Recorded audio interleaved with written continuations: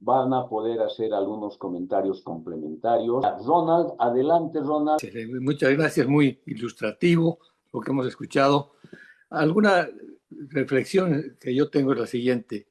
La agricultura en los países desarrollados, por lo menos aquí en Estados Unidos, emplea solamente el 2% de la población. O sea, los criterios que nos han leído de asignación de espacios, etcétera, son tan arcaicos que casi da risa, ¿no? Es prácticamente tan fuera del contexto real de la economía y de la economía. Entonces, yo creo que el tema está en que en la reforma agraria ha dotado de tierras a pequeños productores. Esos lotes son muy chicos, no tienen capital, no tienen tecnología y emigran a las ciudades. Y me temo que la gente que está quemando bosque que se vería en Santa Cruz y esa zona va a terminar haciendo lo mismo. Y esas tierras van a terminar siendo consolidadas legal o ilegalmente por, digamos, capitalistas más grandes que van a poderle dar un uso económico rentable digamos, más racional. Eso es lo primero que veo, porque como en la minería hoy en día, la gran minería ya es muy altamente tecnificada y la gran agricultura también. Esa es una experiencia incluso personal mía, que me he criado en Santa Cruz en una empresa algodonera. Por otro lado, ese es un comentario, pero mi pregunta es la siguiente. Yo siempre entendí de que una hectárea de bosque bien trabajada rendía mucho más que una hectárea de tierra cultivada con soya o cualquier otra cosa. Pero el problema que veo ahí viene la pregunta, es cómo hacer que ese bosque se mantenga y produzca para gente pobre que necesita algún acceso a la economía. Y no solamente ir y quemar ese bosque y hacerse de esta tierra, que a la larga la va a tener que abandonar porque está lejos de los caminos, de las carreteras, no tiene la tecnología, no tiene el capital para trabajarla y se va a terminar yendo a las ciudades.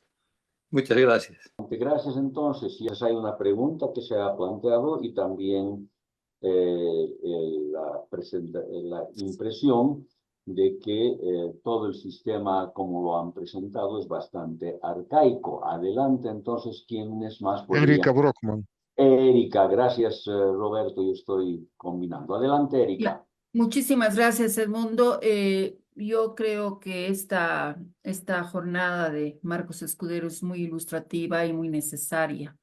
Y creo que hay que abundar en este tipo de eventos porque el tema de la tierra y de los recursos naturales renovables es un tema crucial.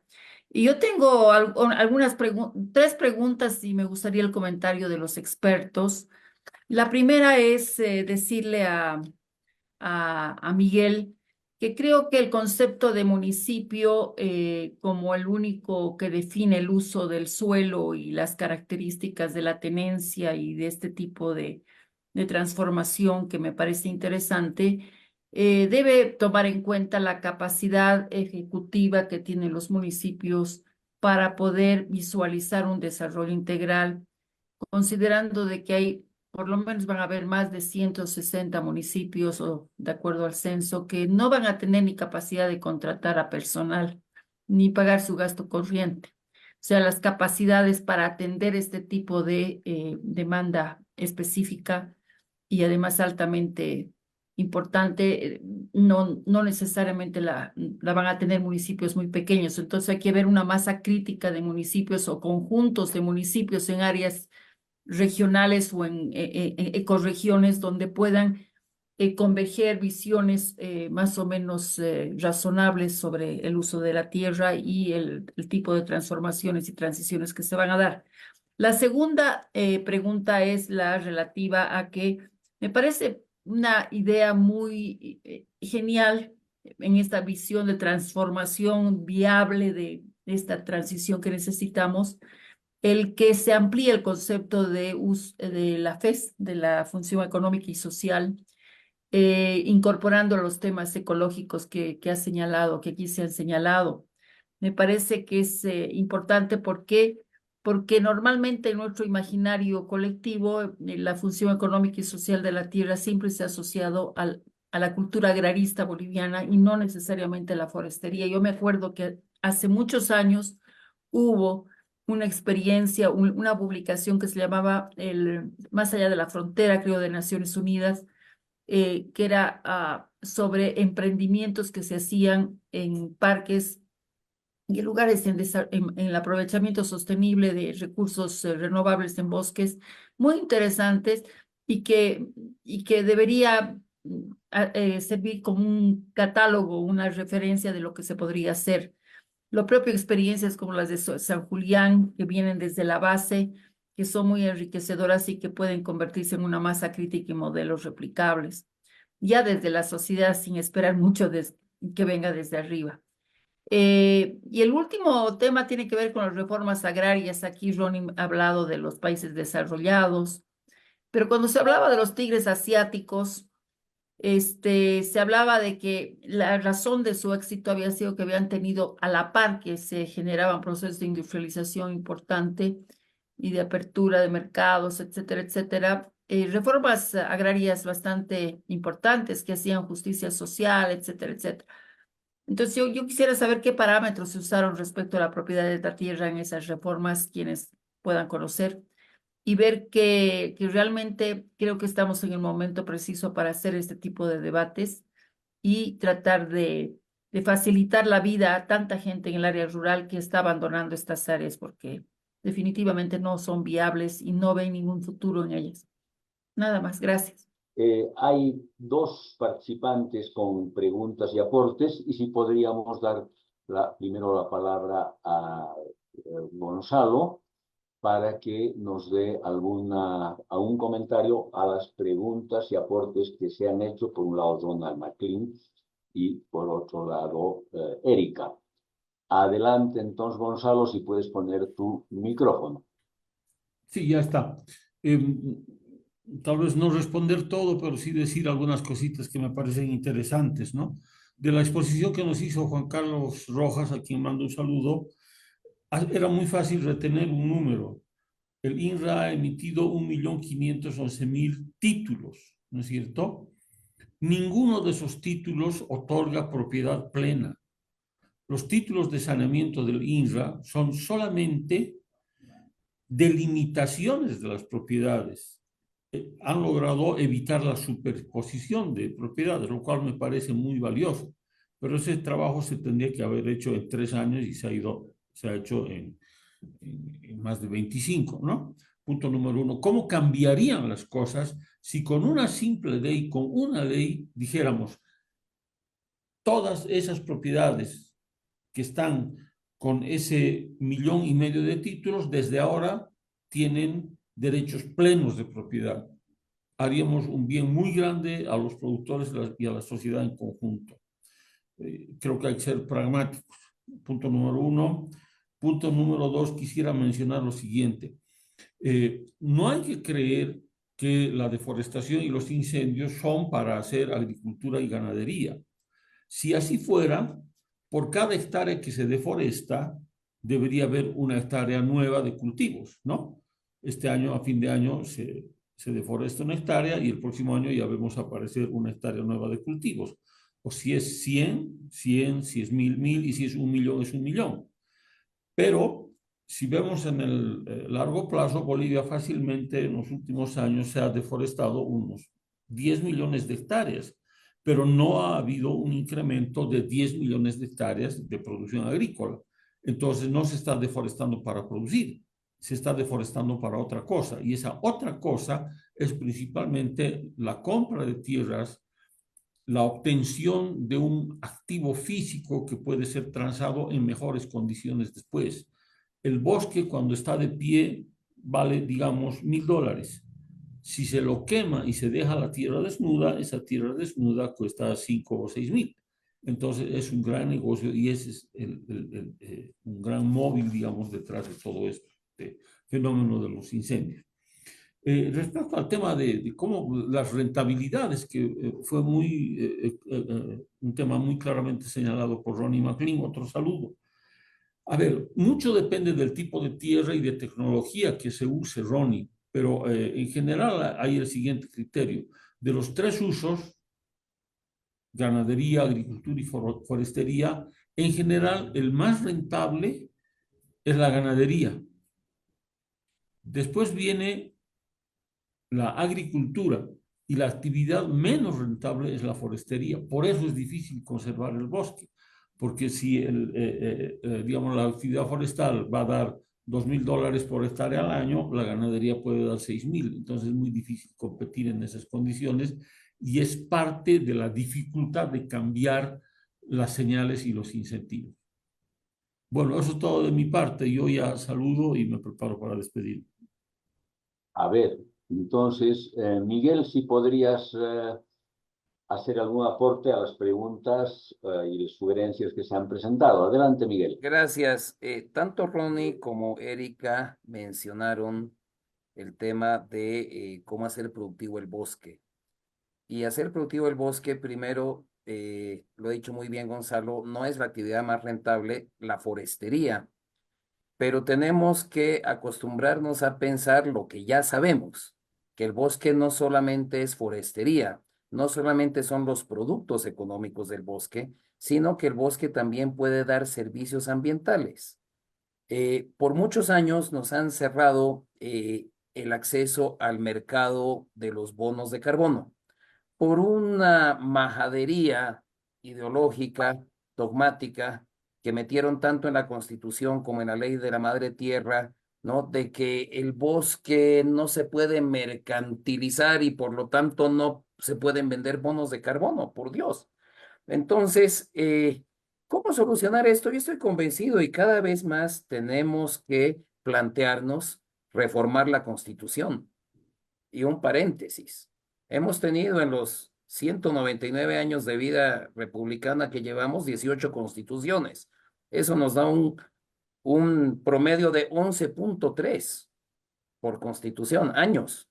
Entonces, la del 2009 ya es obsoleta en nuestra estadística. Con éxito nomás ya hay suficiente. Y bueno, y todos los aspectos, porque cuando hablamos de cualquier cosa, de hidrocarburos, de minería, si ahora estamos hablando de forestería, la Constitución es un candado.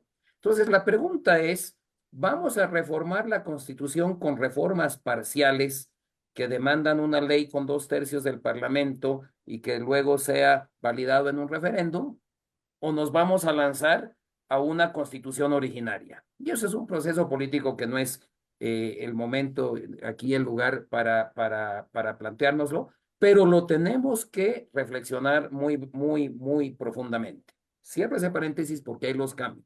Mientras no podamos cambiar la constitución, la única gambeta, por decirlo así, que yo le he encontrado es en la ley ampliar el concepto de función económica social para que el Estado, obligar al Estado a tomar en cuenta los servicios ecosistémicos ambientales que da el bosque en pie, además de la forestería y los otros productos del bosque, porque no es solo forestería, o no estoy seguro, no soy experto en el tema, estoy lejos de serlo, pero no sé si digamos hablar de cacao, hablar de castaña, hablar de azaí, hablar de otras cosas, está dentro del concepto de forestería de los productos económicos del bosque, pero no es solamente eso, ampliarlo. Entonces, eso es un concepto concreto que podemos hacer en el corto plazo. Lo podemos hacer en esta legislatura. Es más, estuvimos muy próximos a hacerlo hace 2 sesiones parlamentarias y se nos cayó por esas maniobras políticas de último momento, de mezquindades, de cálculos, etcétera. Y con relación a la otra pregunta que hacía Erika, básicamente cómo hacer, porque hemos hecho el planteamiento de que también la Constitución, en sus artículos 396 y siguientes, restringe la propiedad privada. Lo que decía Gonzalo tiene toda razón. Si pudiéramos hacer una ley diciendo todos esos 1,500,000 de títulos agrarios que ha dado el INRA, decimos ahora tienen propiedad plena, sería ideal, pero la Constitución no nos lo permite. Entonces, ¿qué es lo que podemos y debemos hacer? Y aquí está el planteamiento, si quieren un poco pragmático, que creo que inclusive lo podríamos lograr en esta legislatura, es decir, antes del 2025, antes de reformar el Parlamento, es replantearnos cuál es la propiedad pequeña. Como dijo Ronnie McLean, ¿no? Da hasta risa, ¿no? Esa concepción arcaica de lo que es pequeña propiedad, además dividiendo como si fuera en una clase de primaria, como si la vocación productiva boliviana se divide entre altiplano, valles, ¿no? Y llanos, y además ni toma en cuenta el Beni, fíjense ustedes, ¿no?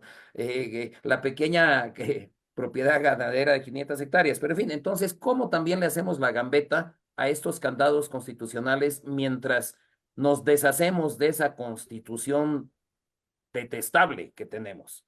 Y es darle a los municipios la potestad de definir la pequeña propiedad. Si bien es muy cierto lo que dice Erika, de que muchos municipios no tienen la capacidad, pues veamos cómo hacemos la excepción, ¿no? Pero lo que sí les garantizo, porque yo he ido en los últimos años que he estado en la política de diputado, he visitado mucho las provincias del altiplano no, paceño. Y aunque vemos municipios con una debilidad, pero absoluta en lo institucional, las comunidades, los entes, los comunarios saben, entienden muy bien su realidad económica. Y entonces ellos van a saber, ellos van a decir, aquí que sea 5 hectáreas, 2 hectáreas, 10 hectáreas, tienen, yo les garantizo que tienen la capacidad de sus organizaciones productivas de decir cuánto tiene que ser y deliberarlo. Probablemente cometerán errores, pero ese es el paso necesario pues al crecimiento, a madurar, ¿no? Es como un adolescente. Y entonces no podemos seguir con la lógica centralista de que desde el Estado central vamos a tutelar, ¿no? A los demás. Tenemos que romper esa lógica que va con el caudillismo, el estatismo y el centralismo que nos hace tanto daño, y aquí también. Entonces, y obviamente no hubo tiempo en la anterior exposición cuando planteamos que sea el municipio el que define esto, obviamente tiene que ser en combinación con los consejos autónomos departamentales agrarios, no recuerdo cómo se llaman, quizá Fernando Asturizaga nos puede ayudar, pero hay que encontrar, y este tema lo tenemos que debatir, tenemos que encontrar las mejores formas, pero definitivamente la gambeta fundamental que le tenemos que hacer a esa constitución vetusta que ya tenemos, ¿no? Y tan contraproducente, es poder redefinir la pequeña propiedad. Entonces, la pequeña propiedad, las restricciones a la pequeña propiedad en cuanto a la embargabilidad y la indivisibilidad, lo achicamos y lo mantenemos a lo mínimo necesario o a lo mínimo aguantable. Entonces, esas son básicamente dos gambetas a la Constitución que proponemos, que tenemos que hacer lo más pronto posible. Esa es la propuesta. Bien, Fernando, si tienes a ver tus aportes. Sí, muy bien. Muchísimas gracias. Un cordial saludo también a Juan Carlos Rojas, que lo veo desde hace mucho tiempo. Un abrazo, Juan Carlos. A ver, algunos comentarios. Primero, en relación a lo que decía Ronald McLean, a quien también le mando un abrazo a la distancia. Una hectárea de tierra bien manejada puede ser muy, pero muy productiva y muy rentable. Una hectárea de flores, de rosas, por ejemplo, como se da en Cochabamba, puede producir y rentar más que 500 de soya. En una hectárea también uno puede tener el ejercicio de porcinocultura o de avicultura con tecnología de punta y también tener una empresa bastante grande en una extensión pequeña para este tipo de ganadería que es por la porcinocultura y la avicultura. Pero precisamente cuando Juan Carlos mostraba esos datos muy interesantes de que en el altiplano hay zonas muy pequeñas, creo que ahí es donde falta financiamiento para que precisamente estos emprendimientos en avicultura, en floricultura, en fruticultura, en tomate, por ejemplo, o en vegetales bajo carpa, puedan tener rendimientos espectaculares y además un ingreso bastante decente para los productores. Entonces, es cierto, además de hablar del tema de la extensión y aparte de la conversión, habrá que ver estos mecanismos de precisamente que esos productores accedan al crédito para poder establecer otro tipo de actividades que no sean solamente la agricultura como tal o la ganadería de camélidos o de lecherías. Hay otras actividades que pueden ser muy rentables. Punto número uno. Punto número dos, vuelvo a reiterar, el concepto de la función económico-social, por supuesto que contempla factores ambientales, el empleo sostenible, el ecoturismo, el manejo forestal, por supuesto que los contempla, pero lamentablemente en estos años el INRA se ha ido nada más que a mirar si se trabajaba o no en agricultura o en ganadería, nada más. Yo tengo el caso, por ejemplo, de un productor que tenía dentro de su plan de ordenamiento predial, que es la licencia ambiental para su predio, donde él hace agricultura, y tenía un 30% destinado y aprobado por la ABT, ex Superintendencia Agraria, un área de reserva privada de patrimonio natural, un bosque de reserva, ¿no? Y lamentablemente el INRA no lo entendió y le quitó esa área. Entonces, claro, con esa señal o con ese tipo de señales, ¿qué es lo que hacen los productores? Tengo que desmontar porque si no el INRA viene y me la quita. Entonces, ahí le doy la razón a Gonzalo cuando dice, bueno, un primer elemento de desmonte o de incendio puede ser el tema de la ley INRA. Yo digo quizás más la actitud, el desconocimiento de la actividad productiva de los funcionarios del INRA que la ley en sí misma, pero eso es lo que ha sucedido. Entonces, yo creo que mal en estos 26 años de saneamiento de tierras, ya más o menos se ha delineado la cancha, he dado los datos, y creo que lo que hay que hacer de aquí adelante es en apoyar a esos productores, ¿no? Habrá que abrirles mercado a los comunitarios, habrá que preguntarles, además, creo yo, si ellos quieren seguir manteniendo un derecho colectivo o si lo ven un freno, y a los productores individuales creo que hay que ayudarlos con el tema de la sostenibilidad. Eso es lo que, por ejemplo, se hace en ANAPO. En ANAPO, los productores de soya, trigo, girasol, chía y demás, no queman. Y esto ha sido parte de la capacitación, mostrándoles que evitando la quema del rastrojo del cultivo de la campaña pasada agrícola, el suelo mantenía su fertilidad, su humedad y que por tanto iba a mantener sus rendimientos y que por tanto iba a seguir teniendo utilidad. Entonces, es así como hay que hablarle al productor para ir erradicando la quema que después deviene en incendio. Hay que capacitar a los productores, hay que ayudarlos, hay que protegerlos. Creo que en cualquier país del mundo, ¿no? Y tanto en Estados Unidos como en Europa, se subsidia muchas veces al productor para que no deje su actividad, porque no cualquiera va al altiplano, no cualquiera va al oriente a 35, 40 grados con mosquitos y un sinfín de plagas a sembrar, a criar ganado y demás. Entonces creo que esto también merece un reconocimiento. Yo diría además de que uno de los grandes problemas que hemos enfrentado en estos años es que la institucionalidad agraria se ha desinstitucionalizado, ¿no? Me refiero a las entidades que manejan los recursos naturales, el Servicio Nacional de Áreas Protegidas, el propio Instituto Nacional de Reforma Agraria, la Autoridad de Bosques y Tierras. Todos ellos han estado en manos de directores no institucionalizados, no elegidos conforme la Constitución y conforme las leyes. Eso ha determinado también una suerte de, lo voy a poner entre comillas, dominación política para que hagan lo que quiera el poder. Entonces, mencionaba, por ejemplo, el diputado Miguel Roca el tema de las comisiones agrarias departamentales. Estos órganos de encuentro entre la sociedad civil agraria, campesinos, indígenas, interculturales, productores, bartolinas y gobernaciones o los ministerios del área, los municipios, fueron prácticamente dejados sin efectos desde el año 2007. Entonces, el mecanismo de control y fiscalización al INRA, al ABT, desapareció a partir de haber desinstitucionalizado las comisiones agrarias nacional y departamental.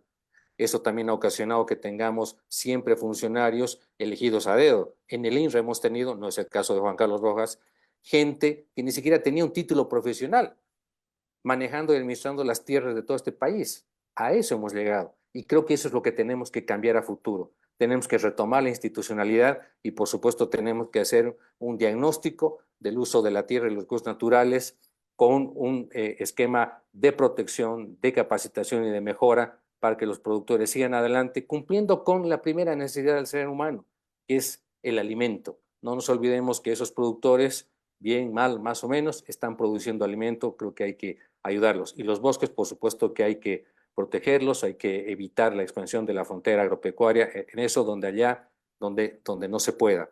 Y donde se pueda, hay que hacerlo de manera responsable. Miguel, adelante. Muchas gracias, Edmundo y Roberto. Muchas gracias a todos por estar aquí. Me ha encantado. He aprendido mucho, como las veces que he estado aquí, de los otros panelistas, de Gonzalo, de Fernando y del señor Rojas, a quien no conozco personalmente. Muchas gracias también a Erika y a Ronnie por sus comentarios y preguntas y a todos los que están aquí. O sea que muy buenas noches. Corro a mi entrevista. Chao. Gracias, Miguel. Entonces, Juan Carlos, si podrías hacer tu participación y vamos a dar un cierre con las ideas principales. Adelante, Juan Carlos. Bien, a ver, yo quiero referirme a algunos puntos que me parece que son necesarios, ¿no? A estas alturas de la historia. Personalmente yo creo que ya el país no debería estar hablando de reforma agraria, porque la información última del INSA, más del 90% del territorio nacional ya ha sido sometido, bueno, teóricamente todo el territorio nacional, ¿no? Porque ya ha terminado el plazo y demás, pero más del 90% de la superficie ya tiene título o la identificación de que es tierra fiscal. Es decir, se supone que ya casi toda la superficie del país, o prácticamente toda la superficie del país, se sabe cuál es su condición y a quién le pertenece o bajo qué tuición está. Entonces, ya no hay pues otra tierra que se va a distribuir, ¿no? Porque el sentido de la reforma agraria era básicamente redistributivo, ¿no? Me parece que este es un elemento que hay que tomar muy en cuenta porque esto hace a varias cosas. Por una parte, a lo que mencionaban ustedes, por ejemplo, o sea, el INSA como institución ya no debería dedicarse a lo que se dedica ahora. Si ha terminado el saneamiento, pues tiene que dedicarse a otra cosa, pero lo que yo veo, lo que siento es que no quiere terminar su trabajo porque, bueno, pues no están, se ha perdido un poco el horizonte de lo que hay que hacer en el tema agrario en nuestro país, me parece. Y esto les digo porque yo cuando salí del INSA, que es el año 2011, en el caso de Oruro, que son 5 millones de hectáreas, un poquito más, ya se había titulado más de 4,5 millones de hectáreas. Y lo que se estaba por hacer no tenía mucho conflicto, según lo que yo sabía. Y se supone que en 10 años podían haber terminado, ¿no? En mucho menos tiempo, una superficie que en Oruro es básicamente, como ustedes han visto, son tierras colectivas. Entonces no lo han hecho. No sé por qué, porque yo tengo la impresión de que quieren que todavía siga existiendo el INSA para tener todavía, ¿no? Donde trabajar. Esa es la impresión personal que tengo, espero equivocarme, pero esta es una muestra de lo que les decía, es decir, esto hace a la necesidad de discutir en otros términos la problemática agraria en nuestro país, ¿no? ¿Por qué razón? Porque además esto está vinculado pues a lo que está pasando en el Oriente. Yo estoy casi seguro que el INRA podría identificar fácilmente las personas que están quemando, tomando tierras en Santa Cruz. Si tenemos la superficie del territorio nacional con nombre y apellido, podemos saber a quién le pertenece qué terreno, ¿no? Y además todos sabemos que en este país la mayor cantidad de gente, creo que según los datos del INE, 7 de cada 10 vivimos en las ciudades o en las áreas urbanas y solamente 3 en el área rural. Entonces, ¿cómo se explica que todavía existan conflictos por la tierra? Es ilógico, ¿verdad? Entonces, no responde a ese criterio inicial de la redistribución de la tierra, me parece. Esto responde a otro tipo de mecanismos que son los que están llevando a los problemas que tenemos ahora, ¿no? Ya los han mencionado, el hecho de la quema responde más bien a otro tipo de mecanismos, a otro tipo de presiones. ¿Ya? Y no se está dimensionando bien, me parece, este tema de estos desastres, porque se habla de la superficie como si fuera un número. 7 millones de hectáreas es más grande que todo el departamento de Cochabamba. Cochabamba tiene 5,5 millones de hectáreas de superficie. Imagínense, estamos hablando de 7 millones de hectáreas de bosque quemado, creo que son más ahora. Es como si todo el departamento de Cochabamba hubiera sido sujeto a incendio, ¿no? Y se trata de calcular la cantidad de... Es decir, las pérdidas que estamos teniendo por estos motivos, todavía no los podemos calcular, ¿no? Y los efectos los vamos a ver recién después. Y uno de ellos, que es uno de los que a mí me preocupa, es que, como decía alguien, parece que lo que están haciendo es relocalizar a los indígenas que viven en esas tierras. A mí me llamó mucho la atención los bloqueos que estaban haciendo las comunidades campesinas pidiendo la derogación del decreto que daba la pausa ambiental. Claro, yo decía, parece que sus comunidades no se están quemando, ¿no? De ellos, solamente se están quemando otras áreas donde no están ellos. Entonces, hay muchas cosas que están quedando en la nebulosa y esto tiene que ver con discutir de fondo el tema agrario en nuestro país, pero desde una mirada totalmente diferente, ¿no?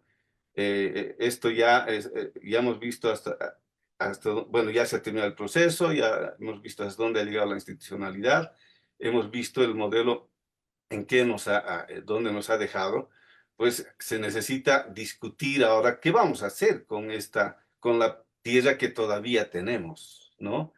Y ahí entran todos los otros elementos y para mí tiene que ver también con despojarnos todos de la visión antropocéntrica que tenemos, ¿no? Porque todo lo medimos a través de nosotros como seres humanos, sin tomar en cuenta, ¿no? El resto del ecosistema que nos rodea, que es en realidad el que nos provee de muchos elementos. Entonces, esto me parece un elemento importante, esto hay que discutirlo, hay que debatirlo, hay que encararlo de la manera más responsable, porque después las otras cosas que mencionaban, yo creo que no tendría mucha dificultad el hecho de que los municipios administren o no, lo tendrían que hacer. El INSA tiene un catastro donde están registradas las propiedades, ¿no? Se supone que eso está pues legalmente hecho, ¿no? Y eso tendría que haber sido ya transferido a los municipios también. Entonces, reitero, tenemos que nosotros ponernos en la realidad actual y despojarnos de esos criterios de hace medio siglo o más atrás, todos, ¿no? Para encarar el desastre que tenemos en este momento en el tema agrario, que va más allá de la propiedad de la tierra, ¿no? Y ahí veremos cómo se encara en términos legales, en términos económicos, en términos técnicos, en términos de administración, ¿no? Me parece que eso es lo que está faltando y eso no se quiere discutir, ¿no? Son temas de fondo, yo los planteo así de la manera más, si quieren, descarnada, no posible, porque me parece que estas son las cosas que nos está mostrando la realidad. Y mientras no las encaremos, vamos a seguir reproduciendo estos esquemas que mientras menos se sabe la información, menos se quiere difundir, etcétera, más cosas van a pasar frente a nuestros ojos. Gracias, Juan Carlos. Ya vamos entonces cerrando con los siguientes puntos que he identificado. Uno es la propiedad plena de la tierra. El otro punto es el rendimiento del manejo de las tierras. También se ha dicho que la constitución política del Estado es una camisa de fuerza y la salida una ley o leyes que manejen con mayor creatividad la función económico-social. El otro elemento se dice que hay que apoyar a los productores con tecnología, con financiamiento. También se planteó que hay una institucionalidad agraria muy débil, para decirlo suave. El 90% de las tierras están asignadas. Y finalmente, para discutir el tema de la tierra, tiene que ser hecho con un nuevo enfoque, con una nueva visión. Estos son los puntos que habríamos recuperado. Recomendarles que ustedes puedan visitar, por un lado, el Facebook de Diálogos al Café, donde está el video de esto completo, y hay otro sector que es una página web de Diálogos al Café, en las que se procesa y se divide la participación por participante. Si no hay más, tal vez, Roberto, alguna contribución, y si no, ya estaríamos cerrando este evento agradeciendo a todos los participantes.